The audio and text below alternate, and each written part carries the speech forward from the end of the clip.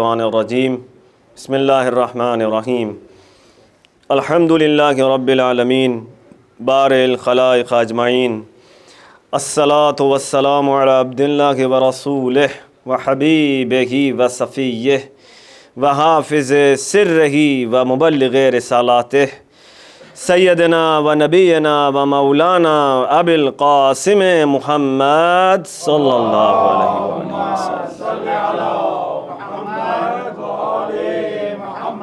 وآلہ الطیبین الطاہرین المعصومین سیما بقیت اللہ فی الارضین روحی و ارواح العالمین لتراب مقدم الفدا والعان الدائم علی اعدائہم اجمعین۔ شکر پروردگار عالم کا کہ ایک مرتبہ پھر ہمیں مجلس حسین میں شریک ہونے کی توفیق نصیب ہوئی۔ بار الہات اس سے دعا کرتے ہیں کہ ہمارے قلوب کو اور ہماری اس مجلس کو نور محبت و معرفت و اطاعت و مودت اہل بیت سے منور فرما دے۔ بار الہات اس سے سوال کرتے ہیں کہ اپنے خلیفہ اور ہمارے امام کے نور کی ایک خاص کرن مولا کی ایک نظر کرم ہمارے شامل حال فرما۔ آخر متوسل ہوتے ہیں جناب سیدہ کی بارگاہ میں کہ شہزادی کونین اپنے بچوں کے ذکر و فکر میں معرفت کے اس سفر میں ہماری امداد فرمائیں۔ ایک ہدیہ درود بی بی کی بارگاہ میں۔ اللہم صلی علی محمد وآل محمد۔ معرفت اہل بیت زیارت جامع کبیرہ کی روشنی میں، اس عنوان سے ہم نے چاند محرم کو جس گفتگو کا آغاز کیا تھا، آج اس کی 5ویں نشست ہے۔ اب تک جو نکات بندے نے پیش کیے، ادھر آ جائیے گا آپ، ایک دفعہ بلند آواز سے درود بھیج دیے گا محمد وال محمد۔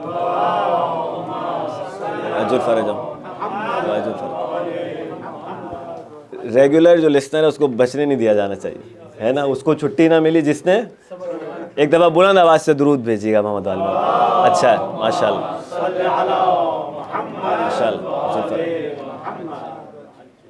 اب تک کے نکات کا خلاصہ یہ ہے کہ ہم زیارت کا بیک گراؤنڈ دیکھ چکے، اس کی سند دیکھ چکے، اور کچھ مکاشفے جیسے علامہ مجلسی کا ہم نے ذکر کیا، ایکسٹرا آرڈنری واقعات وہ دیکھے۔ میسج جو ہم دیکھ چکے زیارت کے حوالے سے، سلام پہ ہم نے گفتگو کی کہ سلام کیا ہے، اس کے آداب کیا ہیں، اس کی برکات کیا ہیں۔ پھر ہم نے یہ دیکھا کہ معصومین کو ہمارے سلام کی احتیاج نہیں، وہ خیر و برکت جو ہے وہ لوٹ کر آتی ہے جواب سلام کی شکل میں۔ پھر ہم نے دیکھا کہ معصوم کا سلام مقام کے اعتبار سے ہے، مقام کے حساب سے ہے، اور خود جس مقام کے حساب سے سوال کیا جا رہا ہوتا ہے اس کا اشارہ سلام میں موجود ہوتا ہے۔ ایک قسم سلام کی یہ ہے۔ کل ہم نے مقام محبت پر تھوڑی سی گفتگو کی اور یہ دیکھا کہ محبت جو ہے اس کا لازمہ ہے کہ وہ اپنے ساتھ اطاعت لے کر آئے گی۔ آیہ کریمہ ہم نے دیکھی جس میں پروردگار نے کہا ان لوگوں سے جنہوں نے دعوی محبت کیا تھا کہ اعوذ باللہ من الشیطان الرجیم قل ان کنتم تحبون اللہ فاتبعونی یحببکم اللہ۔ کہہ دیجیے ان سے کہ اگر تم مجھ سے محبت کرتے ہو، اگر اللہ سے محبت کرتے ہو تو میری اطاعت کرو۔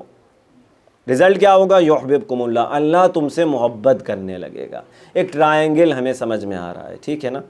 ایک بندہ ہے جس پر اطاعت واجب ہے، ایک وہ ہے مخلوق کہ جس کی اطاعت واجب ہے، اور ایک وہ اللہ ہے کہ جو اس کا نمائندہ ہے، یعنی جس اللہ کا وہ نمائندہ ہے، خلیفہ۔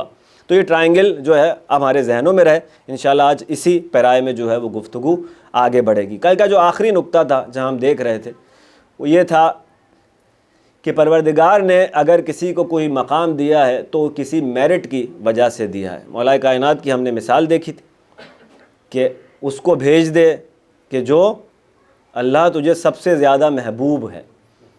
محبت کی کیونکہ گفتگو ہو رہی تھی، اور اس محبت کا اشارہ وہی خیبر میں بھی سرکار نے دیا تھا، ہم نے ذکر کیا کہ کل علم اس کو دوں گا جو مسلسل حملے کرنے والا ہوگا، کرار ہوگا، غیر فرار ہوگا۔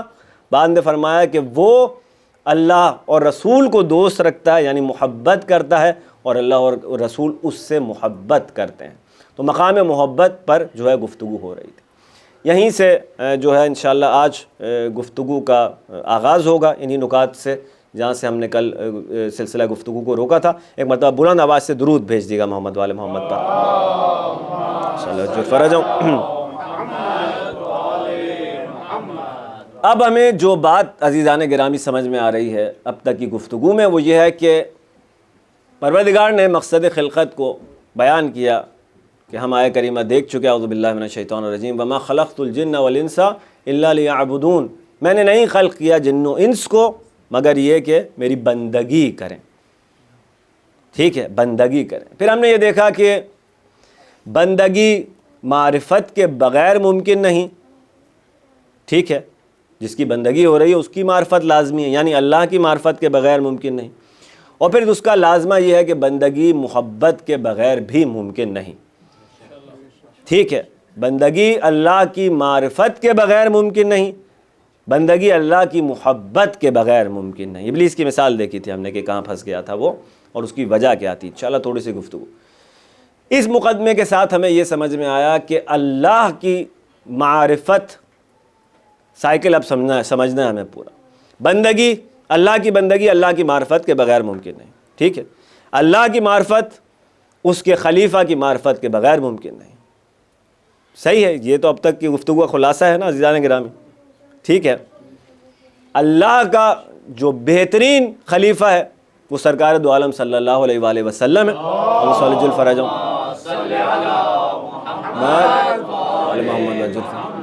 اور وہ ہستیاں ہیں جو ان کے وارث ہیں، وارث حقیقی اس خلافت الہیہ کے، کامل ترین مظہر۔ دلیل ہم نے کیا دی؟ اسماء کا اگر آپ کو یاد ہو وہ 73 اجزاء والی روایت ہم نے دیکھی کہ کس طرح انہوں نے فرمایا معصوم نے کہ برادر آصف کے پاس ایک اسم تھا، ہمارے محمد کے پاس کتنے ہیں؟ 72 ہیں، ٹھیک ہے نا، کل تعداد تھی 73۔ تو عظیم ترین جو جلوہ پروردگار کا پاسبل ہے وہ محمد و آل محمد کی ذریعے سے پاسبل ہے، ٹھیک ہوا، یہاں تک آ گیا۔ تو اب ایک دفعہ پھر اس کو ریپیٹ کر لیں تاکہ آپ کے ذہنوں میں مطلب فریش ہو جائے۔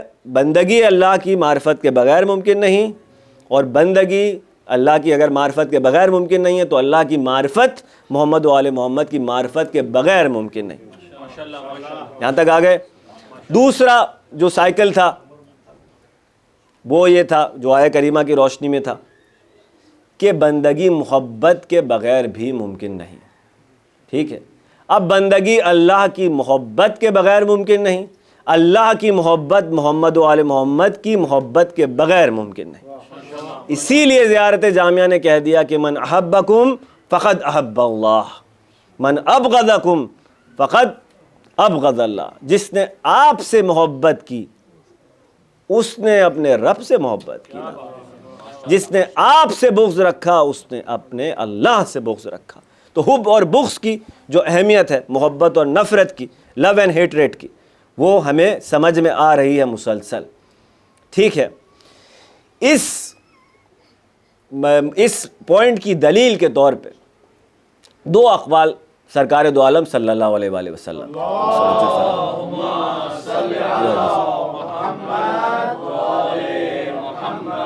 دو حدیثیں۔ پہلی حدیث جس میں سرکار فرما رہے ہیں کہ جس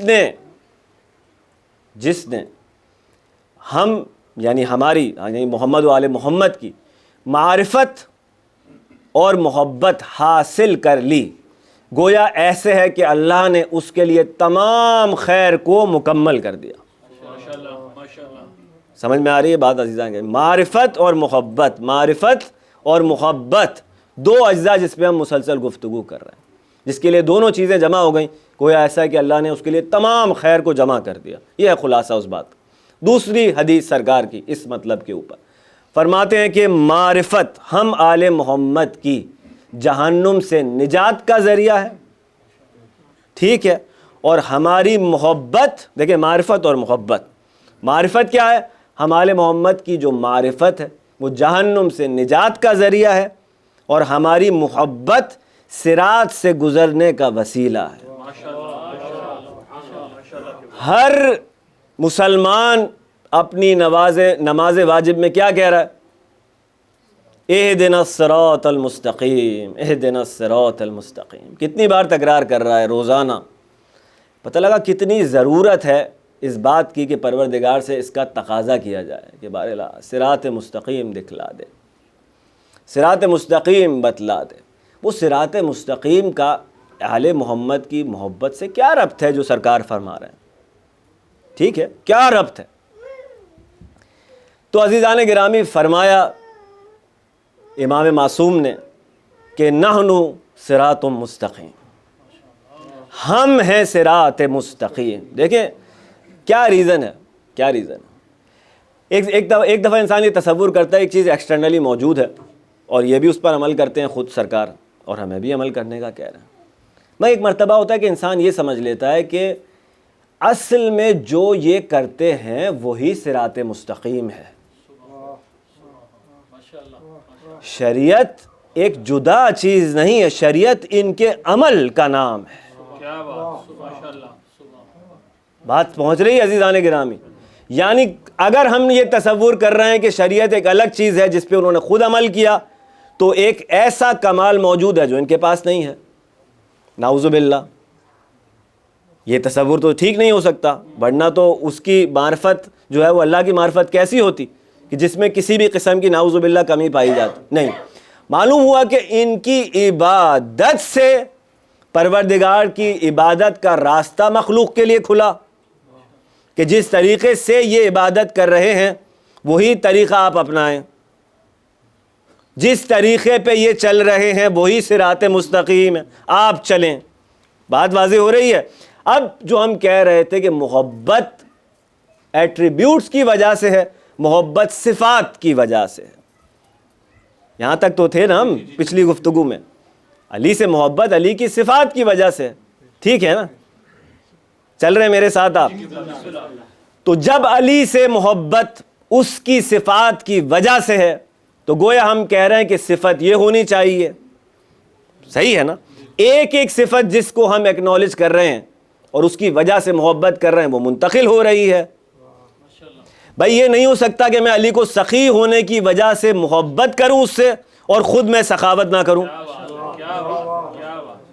نہیں ہو سکتا کہ میں کہوں کہ یہ ان کی عبادت کی وجہ سے میں ان سے دوست رکھتا ہوں اور میرا عبادت کا اپنی زندگی میں عبادت کا کوئی پتہ نہیں ہے۔ یہ نہیں ہو سکتا کہ میں کہوں کہ میں حسین ابن علی کو باطل سے ٹکرانے کی وجہ سے دوست رکھتا ہوں اور میں اپنی زندگی میں میرا باطل کے ساتھ کوئی انٹریکشن نہیں ہو سکتا۔ یہ جو قدم قدم پہ اپنی ورک لائف میں، پروفیشنل لائف میں کرپشن سے ٹکرا رہے ہوتے ہیں نا، یہ ہمارے اندر کا حسین بول رہا ہوتا ہے، ہمیں خود نہیں پتا ہوتا کہ ہمارے اندر کی کربلا میں جو ہمارے اندر حسین کی آواز ہے کہ تو جتنا بھی بڑا یزید ہو، ٹھیک ہے نا، میں اس کا ماننے والا ہوں جس نے سر کٹا دیا حق کے آگے لیکن باطل کو تسلیم نہیں کیا۔ نعرہ تکبیر، اللہ اکبر، نعرہ رسالت، یا رسول اللہ، سبحان نعرہ حیدری، اللہم صلی علی عجل فرجہم۔ سمجھ میں عزیزان گرامی میرے ساتھ ہیں؟ تو یہ جو ساری صفات ہیں، کیا کر لے گا میکسیمم؟ تو جاب سے نکالے گا، مالی فشار آئے گا مجھ پہ، فائنینشیل پریشر آئے گا، پھر کیا ہے؟ اپنا ایمان نہیں بیچوں گا۔ یہ ہے یا حسین کی آواز اندر سے، ٹھیک ہے؟ تو لا محالہ جس صفت کی وجہ سے علی سے محبت ہو رہی ہے وہ صفت منتقل ہو رہی ہے، ٹھیک ہے؟ یہاں تک ہم چل رہے ہیں ساتھ میں۔ تو معلوم یہ ہوا کہ علی کیا ہے؟ علی کہہ رہے ہیں ہم صراط مستقیم ہیں، ہم ہیں صراط مستقیم۔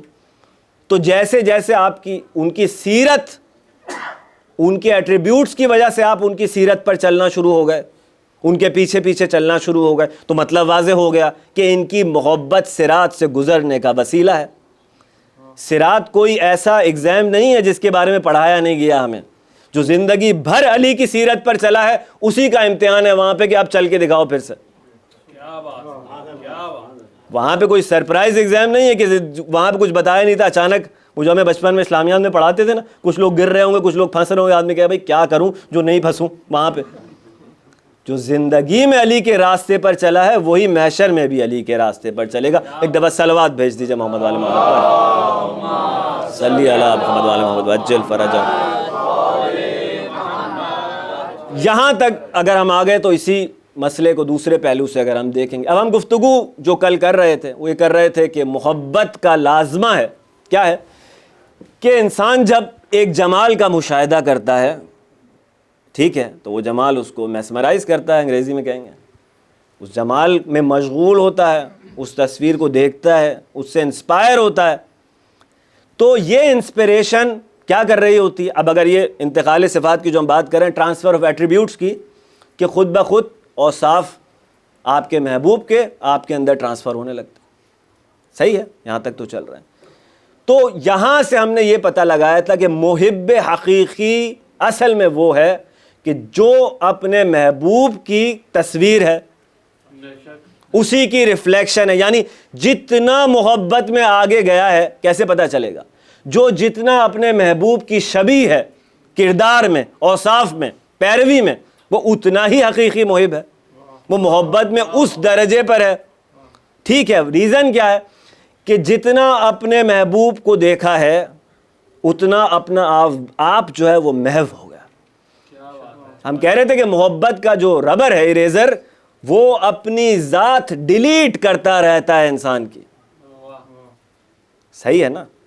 جو بھی شخصیت مجھے دی معاشرے نے، کہیں نے، کسی نے، جو غیر معصوم کی اوصاف تھے، ایک مرتبہ معصوم سے محبت ہوئی، عقل و شعور کی منزلیں طے ہوئیں، عشق آیا معصوم کا، تو وہ سب مٹنا شروع ہو جائے گا، ٹھیک ہے نا؟ اور انتہا کیا ہے اس کی؟ جو ہمارا فنا کا کانسیپٹ ہے کہ اپنا آپ باقی نہ رہے،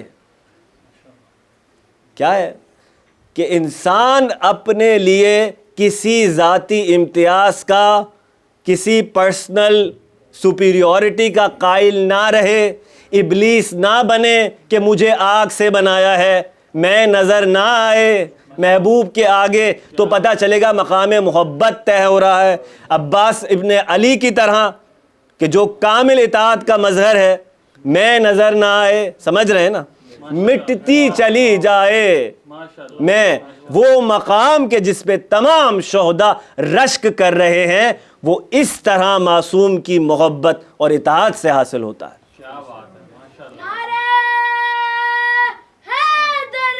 یا علی مدد، سبحان اللہ، سمجھ رہے ہیں عزیزان کرام؟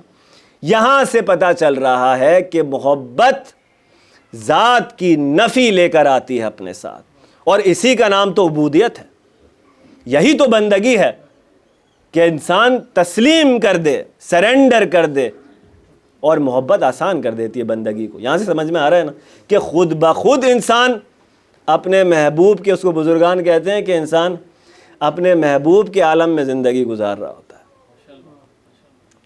دیکھیں یہ جو جملہ ہے نا، من احبکم فقط احب اللہ، اس میں کتنے نکات چھپے ہوئے ہیں۔ جس نے آپ سے محبت کی، اس نے اللہ سے محبت کی۔ اب آپ کہہ رہے ہیں حضرات معصومین، آپ کی جو خلافت، اب مشکل لفظ تو استعمال نہ کروں، خلافت کلیہ کیسے سمجھاؤں، آپ سے بڑا خدا کا خلیفہ نہیں ہے کوئی محمد و آل محمد سے، ٹھیک ہے نا؟ وجہ اس کی کیا ہے کہ سب سے عظیم جلوہ گری اس نے اپنے اسما کی، آپ کی ذات گرامی میں کی، آپ کو وہ آئینہ قرار دیا۔ دیکھیں لائٹ، اب ہم آدم کی ذکر کر رہے تھے، لائٹ، اس میں بزرگان، اب اس میں ایک بحث ہے، شدت و ضعف نوری کی بحث ہے، وہ کیا ہے؟ سب لائٹ ہے، نور، سارے انبیاء نور ہیں، مگر ایک بلب ہے جو 50 واٹس کا ہے، لائٹ کی ساری کوالٹیز اس میں ہیں، ٹھیک ہے؟ ایک ورڈ ہے بلب ہے جو 100 واٹ کا ہے، لائٹ کی ساری کوالٹیز اس میں ہیں، شدت زیادہ ہے۔ تو شدت کا جو کلو ملا ہمیں وہ تھا آصف بن برقیہ کے پاس ایک اسم تھا جس سے وہ کمال ظاہر کر دیا، ہمارے پاس 72 ہے۔ اللہ، اور زیارت رجبیہ کہہ رہی ہے کہ وہ مقام ہے کہ جہاں خالق اور مخلوق میں صرف یہی فرق ہے کہ وہ خالق ہے اور یہ مخلوق۔ اللہ اکبر، اللہ اکبر۔ اب میرے ساتھ ساتھ چلتے رہیں، گھبرانا نہیں ہے۔ کیوں؟ معصوم نے لائن کھینچ دی ہے، معصوم نے کہا ہے کہ ہمیں ربوبیت تک، یعنی ان معنوں میں یہ فرق نہیں مٹنے دینا، اس کے علاوہ جو کہنا ہے کہو، تم ہماری حقیقت کو نہیں پہنچ سکتے، ٹھیک ہے نا؟ اب یہاں تک چل رہے ہیں آپ میرے ساتھ۔ اب آپ نے کہا کہ پروردگار نے ان کو وہ آئینہ قرار دیا کہ جس میں اپنے اسما کی جلوہ گری کر رہا ہے، ٹھیک ہے؟ بھائی سمیع ہے، بصیر ہے، حی ہے، سارے اسماء ہیں، کیسے پتہ چلے گا؟ دیکھو یہ ہیں وہ آئینے. اپنا انٹروڈکشن اس نے اپنے اسماء سے کروایا نا. کون ہے؟ چل رہے ہیں میرے ساتھ؟ اب جو آئینہ ہے، آئینہ کیا ہے؟ مرر. تھوڑا سا اب فلسفہ اور عرفان کی باتوں کا آپ مزے لیجئے. آئینہ کیا کرتا ہے؟ آئینے کا کام کیا ہے؟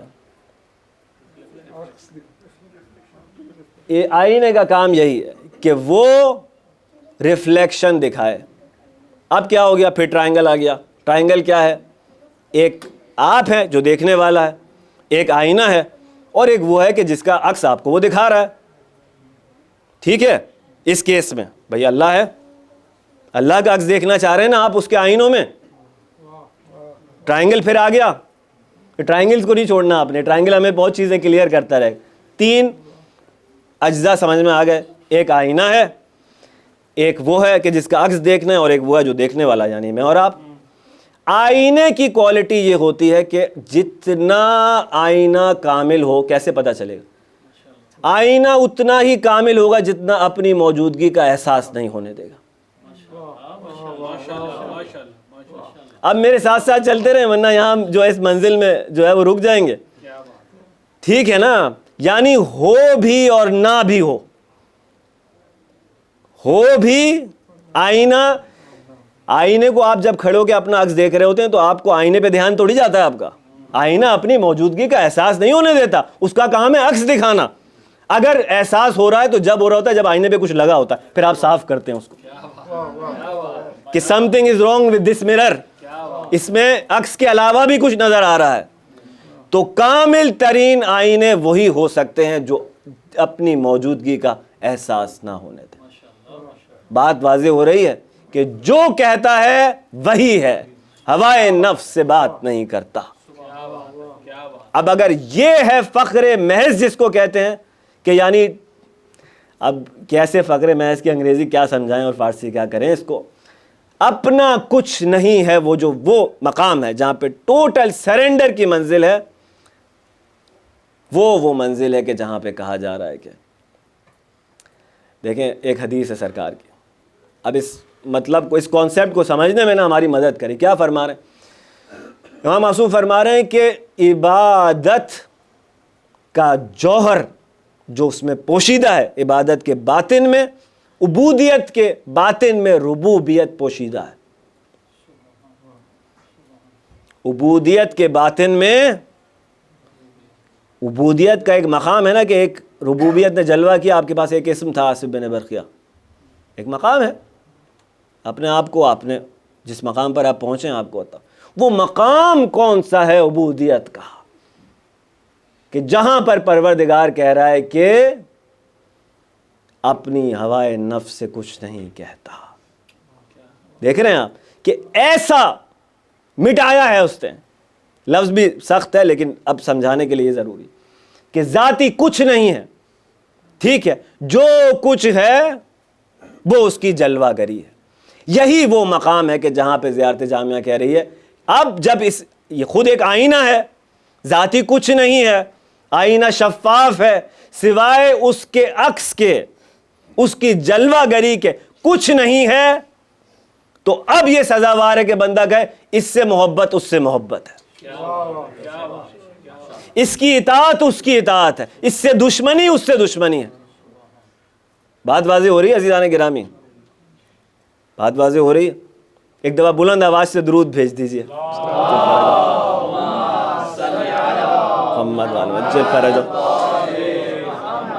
اب آپ کی گھبراہٹوں کے پیش نظر جو ہے میں ایک اور نقطے سے اس کانسیپٹ کی وضاحت کروں.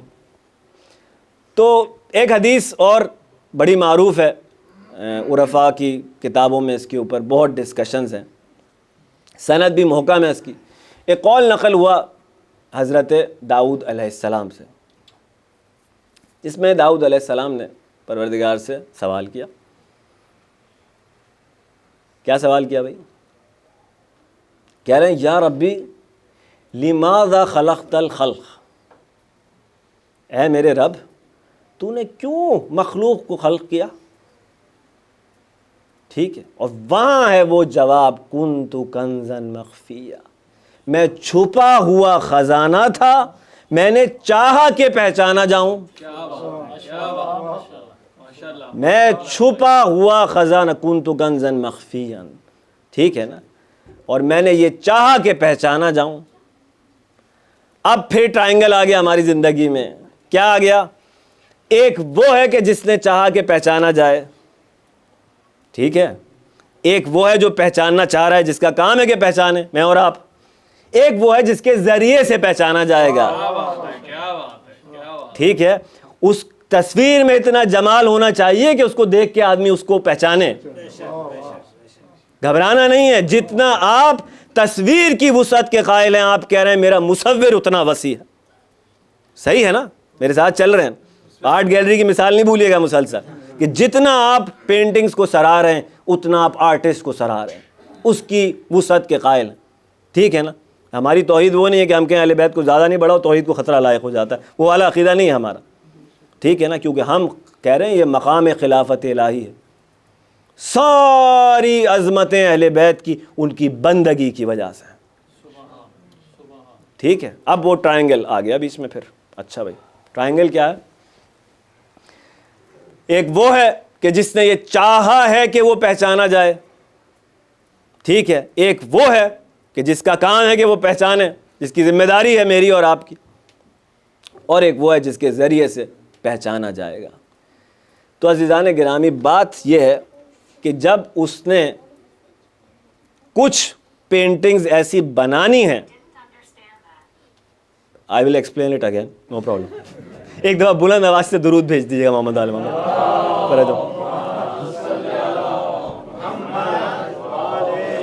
مشکل بات ہے، ظاہر ہے وہ سیری کے بس کی بات نہیں ہے وہ کہ کیسے سمجھے گی اس کو. ٹھیک ہے. تو یہ ہو رہا ہے کہ بھائی اب کنتو کنزن مخفیاً جو ہے وہ واقعی اس کے سمجھنے کی بات نہیں. تو اب جب اس نے چاہا کہ وہ پہچانا جائے، ٹھیک ہے، تو اس نے کچھ ایسی پینٹنگز بنائی ہیں کہ جن کے لیے حق ہے کہ ان کو دیکھے اور ان کو پہچانے. صحیح ہے نا؟ تو پہلی اسٹیج پر یہ ہوتا ہے کہ انسان ان کے جمال میں کھو جاتا ہے. یہ لازمہ ہے، اس کے بغیر بندگی نہیں ہو سکتی.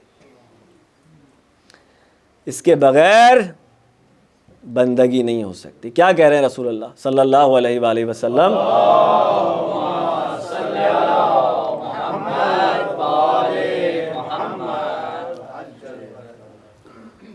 ایک وہ وقت تھا،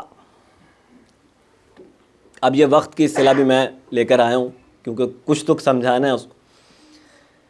جب میرا نور تھا، علی کا نور تھا اور فاطمہ کا نور تھا. ٹھیک ہے، بالکل خلاصہ کروں. فرشتے خلق ہوئے، ملائکہ خلق ہوئے، انہوں نے ہمارے جمال کو مشاہدہ کیا.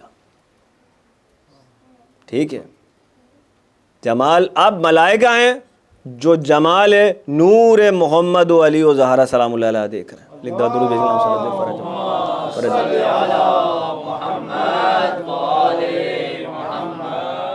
اور اب وہ اس نور کے جمال میں، یہ ایکسپلینیشن میں حاشیہ ہے کہ مشغول ہونا شروع ہوئے. میسمرائز ہو رہے ہیں اس پینٹنگز کو دیکھ کر، یہاں تک کہ جب ہم نے دیکھا کہ ان کی جو میسمرائزنگ ہے، اپنے الفاظ میں خلاصہ کروں اس کا، کہ وہ جو مشغولیت ہے وہ کس درجے پر جا رہی ہے، تو ہم نے اپنے رب کی تسبیح شروع کر دی. ماشاءاللہ. سمجھ رہے ہیں کہ کیا ہو رہا ہے؟ اب سائیکل سمجھ میں آ رہا ہے. ٹرائنگل پہلے مشغول ہوگا وہ اس پینٹنگ میں، اور وہ پینٹنگ اس کو ادھر لے کر جائے گی. تو راز عزیزان گرامی یہ ہے کہ جو بھی جمال محمد و آل محمد کا مشاہدہ کرے گا، حقیقی معنوں میں ان سے عشق کرے گا، وہ اس کو اپنے آپ میں مشغول نہیں ہونے دیتے، فوراً ڈائیورٹ کرتے ہیں اللہ کی طرف. یہ نہیں ہو سکتا کہ انسان علی میں مشغول ہو اور علی اس کو بندگی کی طرف مائل نہ کرے. یہ نہیں ہو سکتا. دیکھیں اب جنہوں نے علی سے عشق کیا ہے نا، مالک اشتر کی مثال. سرکار مالک اشتر کون تھے؟ بچے بتائیں گے کون تھے سرکار مالک اشتر؟ امام علی کے صحابی تھے اور امام علی کے چیف آف آرمی اسٹاف تھے، وہ سپہ سالار امام کے لشکر کے. اور ان کے جانے کے بعد جو مولا نے کلمات بیان کیے ہیں ان کی شان میں، شاید اتنا بڑا وزنی کلمہ غیر معصوم کے لیے اہل بیت سے شاید صادر نہ ہوا ہو. شاید جب شہادت کی خبر ملی، امیر شام نے مالک کو شہید کر دیا مصر کی حکومت کے راستے میں. مولا نے ان کو مصر کی حکومت سپرد کی تھی ان کے، اور کچھ سازش کر کے حاکم شام نے ان کو زہر سے شہید کروا دیا. مولا علی کو ان کی شہادت کی خبر ملی تو مولا نے کچھ جملے ارشاد فرمائے، نہج البلاغہ میں درج ہیں. کچھ جملے مولا نے فرمائے کہ آہ مالک، علی جس کے لیے آہ بھرے، علی جس کے لیے آہ بھرے، یہیں سے اس کا مقام معلوم ہونا چاہیے کہ کون ہے جس کو علی مس کر رہا ہے، ماشاءاللہ. کون ہے جس کے جانے پر واقعا علی کہہ رہا ہے کہ کون چلا گیا.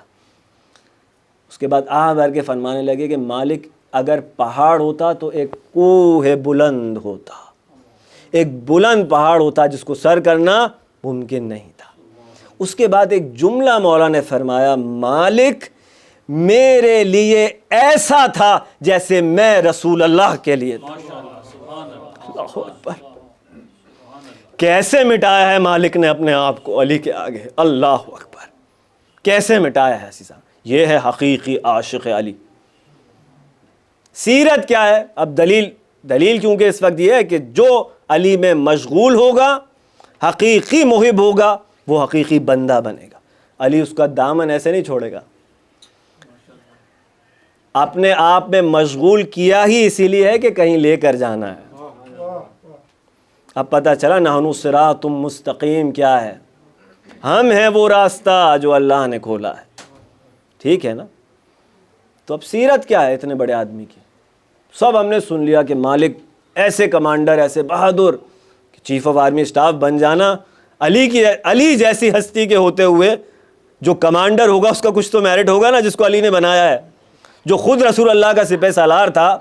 اگر وہ کسی کو، بھائی جو خود فرار نہیں ہے، کرار ہے، غیر فرار ہے، وہ کیا میرٹ دیکھ کے بنا رہا ہے؟ ماشاءاللہ.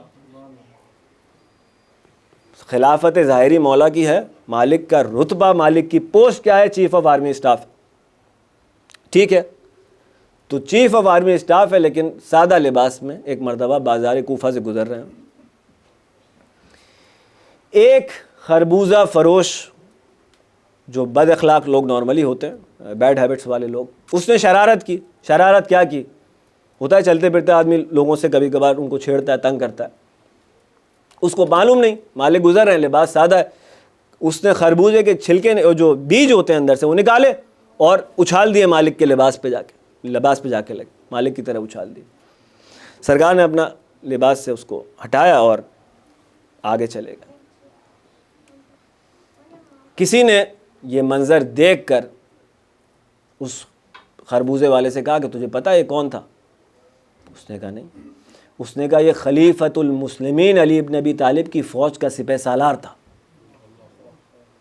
کانپنے لگا، وہ دوڑا پیچھے. کہاں چلے گئے؟ معلوم ہوا کہ مسجد میں گئے ہیں مالک. کہاں گئے؟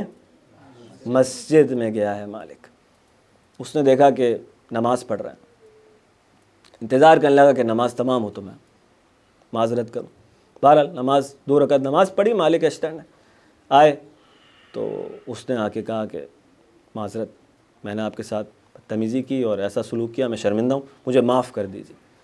کہنے لگے یہ جو 2 رکعت نماز پڑھی ہے یہ تیرے لیے استغفار کر رہا تھا، معاف کر چکا، گھبرانے کی ضرورت نہیں ہے. عزیزان کرام دیکھیں، اس کا مالک یہ جانتا ہے کہ میرے محبوب کا محبوب کوئی اور ہے. ٹھیک ہے نا؟ جملہ جو نکتہ ہے نا سارا وہ یہی ہے.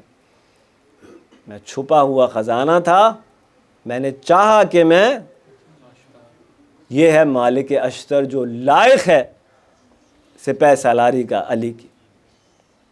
ٹھیک ہے، اب انسان جو جملہ ہے، جو نکتہ ہے وہ یہی ہے کہ ہم نے اگر اپنی اپنی زندگیوں پہ اپنے ماضیوں پہ ہم نظر ڈالیں گے، اگر یہ ممکن ہو تو یہ لائٹ بند ہی کر دیجیے، مسلسل ڈسٹرب کر رہی ہے والی لائٹ، اگر کوئی بند کر سکے تو اس کو ایک دفعہ درود بھیج دیے گا محمد والے محمد پر، اللہم صلی علی محمد، ٹھیک ہے، مشکل نہیں۔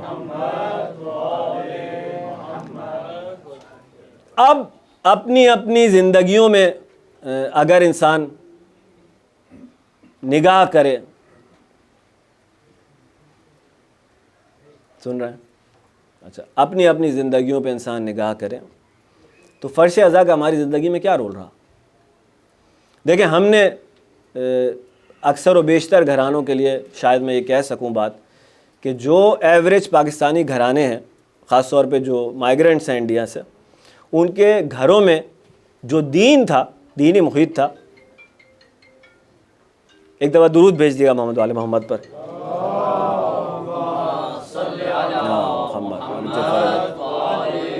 محمد اجل فرجہم۔ تو میں یہ عرض کر رہا تھا کہ ایک دفعہ بلند آواز سے درود بھیج دیے گا محمد والے محمد پر۔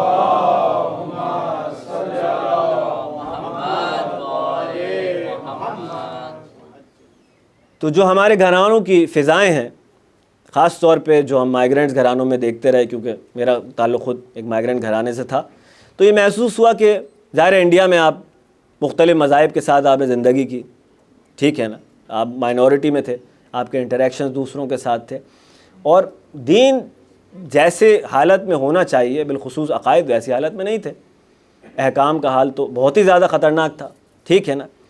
نماز کا بھی رجحان گھروں میں شاید ہو، پنج گانا جو واجب نمازیں ہیں شاید گھروں میں ہو اگر کوئی بہت اچھے دیندار لوگ، ورنہ میکسیمم کیا تھا، محرم آئے گا یا حسین ہوگا، یہ تھا آپ کے پاس، ٹھیک ہے نا۔ اب اپنی زندگیوں پہ اگر ہم نظر ڈالیں، جو ہم نے دین کی معرفت کا سائیکل طے کیا ہے، دین میں آگے بڑھنے کا، گروتھ کا سائیکل طے کیا ہے، کہاں سے ہم نے شروع کیا؟ کہاں سے ہم نے شروع کیا؟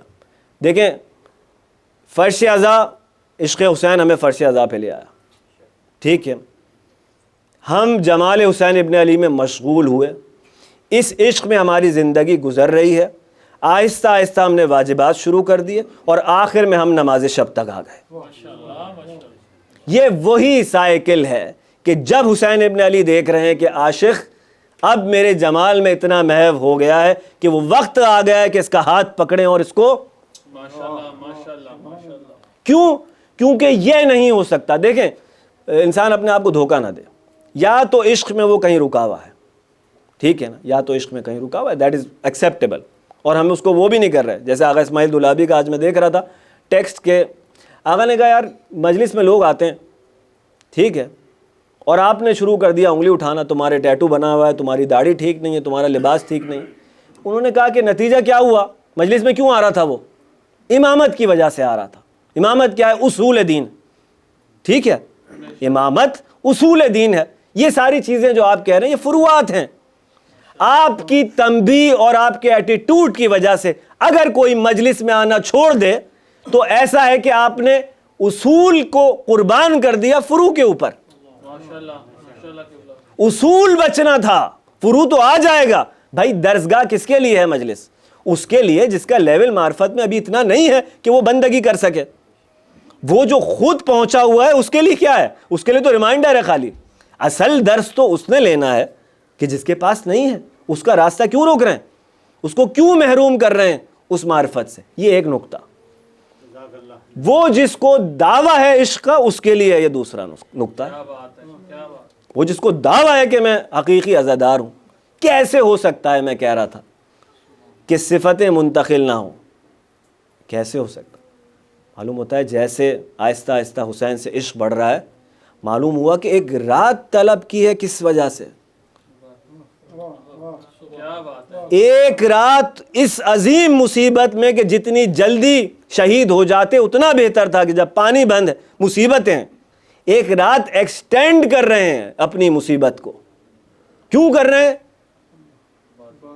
کہ ہاں، اصل نقطہ یہی ہے عزیزان گرامی کہ ایک رات کی مہلت طلب کرو ان سے جا کے کہ میں اپنے رب سے مناجات کرنا چاہتا ہوں۔ کی زندگی میں معلوم وہ بتلا رہا ہے کہ اے میرے محبوں میرا محبوب کوئی اور ہے. جنگ کو روک کر جو نماز واجب ادا کر رہا ہے، کیا دیکھ رہے ہیں ہم لوگ؟ کیسے ہو سکتا ہے کہ عشق کامل ہو اور ہماری زندگی میں توحید نہیں ہے؟ کیسے ہو سکتا ہے؟ تو آخرکار سرکار کا جو جملہ ہے بارہا، یہ سب تحمل کر رہا ہوں، مولا حسین فرماتے ہیں یہ سب مصیبتیں اس لیے برداشت کر رہا ہوں کہ تو دیکھ رہا ہے. یہ چیز ہے جو آسان بنا رہی ہے. یہ نہیں ہو سکتا کہ ہمارا عشق کامل ہے حسین سے اور نماز واجب کے وقت ہم باتیں کر رہے ہیں، چائے پی رہے ہیں. نہیں ہو سکتا عزیزان. اس کا مطلب ہے ہم رک گئے، ہم نے اپنے آپ کو کہیں محدود کر لیا. یہ ان کے لیے جو دعویٰ کر رہے ہیں، ٹھیک ہے، یہ ان کے ایک دفعہ درود بھیج دیے گا محمد والے محمد پر. رائز آج اپنی گفتگو کو بس میں یہیں پر جو ہے وہ روک دیتا ہوں. تو جو جملہ زیارت کا تھا وہ تکرار ہمارے ذہن میں یہی ہے، من احبکم فقد احب اللہ. جس نے آپ سے محبت کی اس نے اللہ سے محبت کی، جس نے آپ سے بغض رکھا اس نے اللہ سے بغض رکھا. عزیزان گرامی، جو تمہید ہے اب آج، کیونکہ مجھے ذکر ارادہ میرا یہ ہے کہ میں جون سرکار کا کروں، ایک شہید جو رہ گئے تھے ابھی تک. کل سے پھر مخصوصیاں ہیں، انشاءاللہ اس حساب سے چلیں گے جو لسٹ محمد علی بھائی نے دی ہے. تو شہزادوں کا ذکر کل ہوگا انشاءاللہ تعالیٰ بی بی زینب کے، اور آج جو ہے وہ حضرت جون کا ذکر کرنا ہے. اس کی تمہید کے طور پہ میں، کیونکہ جون ظاہری طور پر غلام ہے، ٹھیک ہے، اور ان کو مولا کائنات نے خریدا اور خرید کر ابو ذر غفاری کو ایز اے تحفہ گفٹ پیش کیا. تو سر اب ظاہر ہے گفتگو کا وقت اتنا زیادہ نہیں ہے، لیکن بریفلی جو مسئلہ سلیوری کا ہے، آپ کے دین پر جو اعتراضات ہوتے ہیں ان میں سے ایک یہ ہے. اب آپ مکتب اہل بیت کے ماننے والے ہیں تو آپ لوگوں کو یہ جوابات آنے چاہیے کہ جب کوئی ماڈرن انسان آج کا آ کے اس پہ ڈاؤٹ کریٹ کرے کہ سلیوری، ظاہر ہے گورا سرکار کو انہوں نے جو ہے بہت زیادہ کرٹیسائز کیا سلیوری کی وجہ سے، تو آخر میں یہ آتا ہے کہ اسلام نے بھی تو سلیوری کو قبول کیا. تو تھوڑا سا بس اس کی تمہید مصائب کی انشاءاللہ. پھر نقطہ جو کانسیپچول یہ ہے کہ سلیوری کے ساتھ جو معاملہ تھا، دیکھیں اس زمانے میں اسلام کے جو قانون تھے وہ مسلمان فالو کر رہے تھے، ٹھیک ہے. جب اسلام آیا ہے تو قانون تو صرف مسلمان فالو کر رہے ہیں نا، ابھی اسلام نے گورنمنٹس تو نہیں بنائی پوری. تو اب آپ کی جنگیں ہو رہی ہیں دوسروں سے. وہ زمانہ جاہلیت کے جو لاز ہیں ان میں سلیوری ایکسیپٹیبل ہے، اسٹریٹجیکل نقطہ وہاں ایکسیپٹیبل ہے نا. اب جنگ ہو رہی ہے، پریزنرز آف وار ہوتے ہیں نتیجتاً. اب آپ کہتے ہیں کہ میں تو سلیوری اٹھا رہا ہوں، میں تو قائل ہی نہیں ہوں. وہ تو آپ کے پریزنرز کو بنا رہا ہے اپنا غلام، آپ نہیں بنا رہے. اسٹریٹجیکلی آپ کا لاس ہو گیا نا. اب مسئلہ یہ نہیں ہے، مسئلہ یہ ہے کہ ایک تو ایکسچینج میں یوز ہوں گے پریزنرز، اپنے جو مسلمان اسیر ہوں گے ان کو چھڑانے کے لیے آپ کے پاس یہ وسیلہ تھا کہ اس کو باقی رکھنے کا یہ مطلب نہیں اچھی چیزیں ہم بھی سے قبول کرتے ہیں، نہیں، ہم مجبور ہیں کہ اس کو فی الحال ایسے ہی رہنے دیں، پھر ہم اس کا کریں گے کیا. یہ ہے اصل معاملہ. ایک تو یہ ہو گیا، آپ کو سمجھ میں آ گیا کہ بھائی اسیر آپ کے اسیر ہوں گے ان کو آپ دیں گے، چھوڑ دیں گے. دوسرا کیا ہے، بہانے سے سرکار کیا کہتے تھے، جو اسیر ہوا ہے اس کے پاس کوئی نالج ہے، مجھے یہ ایک چیز آتی ہے، لکھنا پڑھنا آتا ہے، اس مسلمان کو سکھا دے، جا آزاد ہو گیا، بہانے سے، ٹھیک ہے. پھر جو امپورٹنٹ ترین نقطہ ہے، بعض لوگ واقعاً جو غلام لائے جاتے تھے بیچنے کے لیے بازاروں میں، وہ واقعاً اب ایسے لوگ ہیں کہ ان کو خود ضرورت ہے کہ ان کی کوئی ٹیک کیئر کرے. ان کی جیسے ہمارے یہاں ہوتا ہے نا سرونٹ کوارٹرز بنائے جاتے تھے گھروں میں کہ الگ ان کے رہنے کی جگہ ہے، وہ ان کا بھی فائدہ ہوتا تھا کہ ان کو رہائش مل جائے گی، ان کی تھوڑی سی معاش کا بندوبست ہو جائے گا، اس کے عوض میں یہ تھوڑی سی خدمت کر لیں گے. اب جو اہل بیت نے اس کو یوز کیا، بالخصوص امام سجاد علیہ السلام کے ساتھ اتنی وافر مقدار میں پیش آیا واقعہ کیا ہے کہ غلام خرید رہے ہیں، ان کی تربیت کر رہے ہیں، ان کو آزاد کر رہے ہیں، ٹھیک ہے. اب آپ نے غلام خریدا اس لیے ہے، اس لیے نہیں کہ آپ اپنی خدمت کروانا چاہ رہے ہیں، نعوذ باللہ بادشاہوں کی طرح، اور اس سے آپ کو کوئی سکون ملتا ہے. دلیل کیا ہے؟ امام سجاد کا غلام ہے، مولا اس کو آواز دے رہے ہیں، ایک بار آواز دی نہیں آیا، 2 بار آواز دی، 3 بار آواز دی نہیں آیا. اخلاق کیسا ہے عزیزان گرامی؟ یہ ہے اخلاق. اللہ اکبر. اگر 1 درہم علی نے اپنے لیے مقرر کیا ہے بیت المال سے تو قمبر کے لیے بھی 1 ہی درہم ہے. یہ ہے اخلاق اور برابری اہل بیت کی ان کے ساتھ. 1 درہم یا دینار جو بھی تھا. تو مولا سجاد اس کو آواز دیتے ہیں, 3 بار آواز دیتے ہیں, وہ نہیں آتا. پھر اس کے بعد جب آتا ہے تو مولا کہتے ہیں میں اتنی بار پکار رہا تھا تم آئے نہیں. تو کہنے لگا مولا مجھے آپ سے ڈر نہیں لگتا. مولا نے کیا جملہ فرمایا دیکھیں, کوئی عام آج کی دور میں کسی کا نوکر اس سے کہے نا کیپٹلسٹ کے, تو وہ اس کا کیا حال کرے بیچارے کا. جواب میں مولا سجاد نے فرمایا تمام حمد اس اللہ کی جس نے سجاد کے غلاموں کو اس سے بے خوف کر دیا. ایسا نہیں ہے, اگر یہ چلتی مجلس تو بات بہت آگے جائے گی کہ سلیوری ہمارے ہاں وہ نہیں ہے جو برٹش سرکار کر رہی تھی. سلیوری نہیں, انسان کو سیڈیوس کرنا نہیں ہے. ایک محلہ ایسا آباد ہو گیا تھا مدینے میں کہ لوگ کہتے تھے اس محلے میں رہتے ہی وہ غلام ہیں جو سید سجاد کے آزاد کیے ہوئے. اللہ اکبر. سارے سال خریدیں گے, تربیت کریں گے, خریدیں گے, آخر میں سب کو بٹھائیں گے. ماہ رمضان میں خاص طور پہ مولا یہ عمل انجام دیا کرتے تھے. اور بظاہر کیا ہے کہ مولا کے پاس ایک رجسٹر ہے, اس کے بعد ہو رہا ہے کہ فلاں نے تم نے یہ غلطی کی تھی اس دن, کی تھی, ہاں ٹھیک ہے, تم نے یہ غلطی کی تھی. ایک ایک غلام سے بات ہو رہی ہے, ٹھیک ہے. سب نے کہا مولا یہ غلطیاں ہم نے کی, سب کی غلطیاں گنوا دیں. اس کے بعد یہ ایتھکس ہمیں سکھا رہے ہیں, صراط مستقیم ہمیں بتلا رہے ہیں کہ صراط مستقیم کیا ہے. ٹھیک ہے نا, ان کو رجسٹر رکھنے کی ضرورت نہیں ہے, ٹھیک ہے, ہمیں بتلا رہے ہیں. یہ پھر کھول دیا کسی نے لائٹ. بچے نہ کھیلیے, سائیں کہ بلند آواز سے درود بھیج دیے محمد آل محمد پر. محمد وآل محمد عجل فرج. تو بتلا کیا رہے ہیں, سب کو سب کی غلطیاں گنوا رہے ہیں. اس کے بعد کہتے ہیں بار الہا میں نے ان سب کی غلطیوں سے درگزر کیا, تو میری غلطیوں سے. دیکھیں ہمیں سکھلا رہے ہیں, وہ جو خود جنت اور دوزخ کو تقسیم کرنے والے کے وارث ہیں نا, جو ہمارا عقیدہ ہی عصمت کا ہے, گھبرائے نہیں انسان, وہ ہمیں سکھلا رہے ہیں کہ زندگی کیسے گزارنی چاہیے. ٹھیک ہے, اب بہرحال ان کے مقامات اور ان کے غلاموں کے مقامات ہم پڑھیں گے تو انشاءاللہ اس پہ ہی گفتگو ہوگی. لیکن اب کیونکہ ذکر بہرحال آج شہید کا کرنا ہے اور ماتمداری پہلے نماز سے پہلے ہی کرنی ہے نا, آج کل سے پھر آپ کہہ رہے تھے کہ نماز کے بعد, اچھا ٹھیک ہے. تو عزیزان گرامی, جون کا ذکر ہو رہا ہے کہ حضرت ابو ذر غفاری کو مولا کائنات نے خریدا اور ابو ذر غفاری کو ہدیہ کر دیا. اور میں یہ کہوں گا کہ ابو ذر غفاری کی تربیت میں دے دیا, کیونکہ ابو ذر غفاری وہ ہے جس کے لیے سرکار نے فرمایا کہ زمین نے اس سے زیادہ سچے انسان کا بوجھ نہیں اٹھایا, آسمان نے اس سے زیادہ سچے انسان پر, ظاہر غیر معصوم کی بات ہو رہی ہے نا, سایہ نہیں کیا. وہ ضروری تھا اس دور میں ان کی جو حیثیت ہے وہ واضح کرنا, کیونکہ ابو ذر غفاری نے بعد میں جو اقدامات کیے ہیں, حکومت وقت کے ایکشنز کو چیلنج کیا ہے, پہلے سرکار چھوڑ کے چلے گئے کہ یہ جھوٹ نہیں بولا کرتا, اس کی کریڈیبلٹی پہلے اسٹیبلش کر کے چلے. اور یہ ان کا مقام تھا کہ باوجود اس کے کہ حکومت وقت نے کہا تھا کہ ان کا جب ایگزائل کا حکم دیا گیا تیسری حکومت میں, تو کہا گیا تھا کہ کوئی ان سے ملاقات نہیں کرے گا, لیکن اس حکم کے باوجود مولا علی سرکار حسن حسین کے ساتھ ان کو چھوڑنے کے لیے آئے. ٹھیک ہے نا, تو یہ ساری باتیں اپنی جگہ پر. اب جب ان کی شہادت ہو گئی, اس ایگزائل میں مظلومانہ شہادت ہو گئی, تو جون جو ہیں وہ اہل بیت کے پاس واپس آ گئے, اہل بیت کے ساتھ زندگی گزارنے لگے. اور میں کہہ رہا ہوں کہ اچھا ٹائم جو بظاہر تھا فضیلتوں کا ٹائم, وہ سارا ٹائم دیکھا جون نے. جب امام مظلوم نکلنے لگے کربلا کے لیے, تو جون نے کہا کہ مولا ہمیں بھی اپنے ساتھ لے چلیے. ٹھیک ہے, دن گزرتے رہے, جون سرکار ابا عبداللہ کے ساتھ ان کے قافلے میں موجود رہے.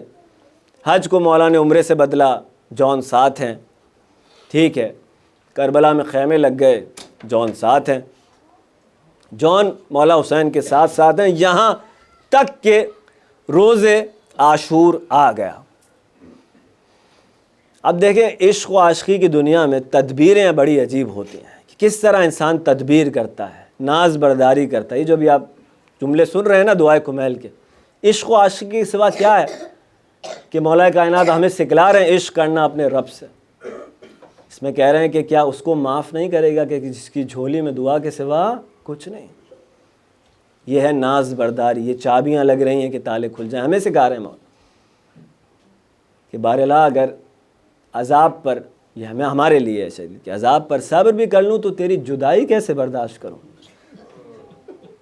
اللہ اکبر, تیری جدائی کیسے برداشت. تو جون بھی منتظر تھے اور شہیدوں کی طرح کہ اجازت مل جائے. ایک مرتبہ جب اجازت نہیں مل رہی تھی تو آئے سرکار ابا عبداللہ کے پاس اور خاموش کھڑے ہو گئے. اب جون کھڑے ہیں خاموش اور کچھ بول نہیں رہے. ایک مرتبہ مولا حسین نے فرمایا کہ جون ہم جانتے ہیں کس لیے آیا, ہم جانتے ہیں کس لیے آیا ہے, لیکن جون دیکھ تو نے ہماری بہت خدمت کر لی. مولا بتلا رہے ہیں کہ ہم جون کی خدمت سے راضی ہیں. جون دیکھ لوگ دوسروں کے ساتھ اپنے آرام آسائش کے لیے شامل ہوتے ہیں نا, تو نے ہماری بہت خدمت کر لی, اب ہماری طرف سے تو آزاد ہے. اللہ, یہ وہ غلام ہوتے تھے عزیزان گرامی جنہیں آزادی گوارا نہیں ہوتی تھی. اللہ اکبر. مولا کہہ رہے ہیں کہ جون بہت خدمت کر لی ہماری تم نے, اب جاؤ جون تم آزاد ہو. ارے تمہیں ضرورت نہیں ہے ہماری خاطر زحمت اٹھانے کی. ایک مرتبہ جون تڑپ اٹھے. اللہ اکبر. عزیزان گرامی علماء کہتے ہیں ایسا محسوس ہو رہا ہے کہ جون کہہ رہا ہے کہ مولا جب جنت سے کھانے آ رہے تھے تو جون آپ کے گھر میں تھا. ارے آج پانی بند ہو گیا تو جون آپ کو چھوڑ کر چلا جائے. ارے یہ عدالت نہیں ہے, یہ جون کے نزدیک عدالت نہیں ہے. بس عزیزان گرامی جون کوشش کرتے رہے, مولا نے اجازت نہیں دی. ایک مرتبہ جون نے عجیب جملہ کہا. دیکھیں میں کہہ رہا تھا نا ابھی کہ مولا نے ہمیں چابیاں لگا کر تالے کھولنا سکھایا, تو میں کہوں گا جون نے وہ چابی لگا دی. ایک مرتبہ جب جون کو اجازت نہیں مل رہی تھی نا تو جون نے کہا کہ مولا میں نے سن رکھا ہے کہ آپ نے یہ ارشاد فرمایا ہے کہ جو آپ کے ساتھ شہید ہوگا محشر میں وہ آپ کے ساتھ محشور ہوگا. ارے اس کا خون آپ کے خون کے ساتھ جو ہے وہ مرج ہو جائے گا. مولا میں حبشی غلام ہوں نا, ارے میری سیاہ جلد ہے نا, میرے خون سے بدبو آتی ہے, میں اس لائق نہیں کہ میرا خون آپ کے ساتھ. ایک مرتبہ مولا حسین نے کہا جاؤ جون, ارے تمہیں اجازت دی. ایک مرتبہ جون مقتل کی طرف لڑتے لڑتے ایک مرتبہ کہا حسین جون کا آخری سلام قبول کرے. ایک مرتبہ مولا دوڑے قتل گاہ کی طرف, آغوش میں جون کا سر رکھا, خاک کو صاف کیا, خون کو صاف کیا. ایک مرتبہ کہنے لگے بار الہ جون کے چہرے کو نورانی کر دے, اس کے بدن کو خوشبو عطا فرما. آخری جملے عزیزان گرامی. 12 محرم کو جب سید سجاد اعجاز امامت سے لاشیں دفنانے کے لیے آئے, ایک مرتبہ بنی اسد کے کچھ افراد نے کہا مولا ایک لاش پڑی ہے جس سے خوشبو آ رہی ہے. ایک مرتبہ کہنے لگے ارے جون کا لاشا میرے بابا نے دعا کی.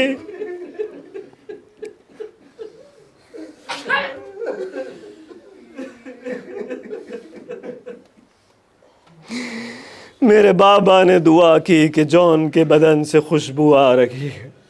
سیعلم الذین ظلموا ای منقلب ینقلبون.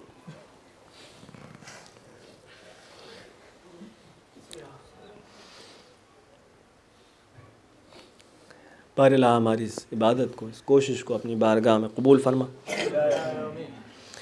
حاضرین محفل کی, بانیان محفل کی, بالخصوص جن افراد نے زحمت کی ہے اس فرش رضا کو بچھانے کے لیے, دونوں جماعتیں جو کام کر رہی ہیں یہاں پہ, جو ہوسٹ ہیں میزبان ہیں, ان کے لیے بھی, اور جن جوانوں نے یہ سارا فرش عزا کا بندوبست کیا ان کے لیے بھی، سب کی تمام شرعی حاجات کو پورا فرما۔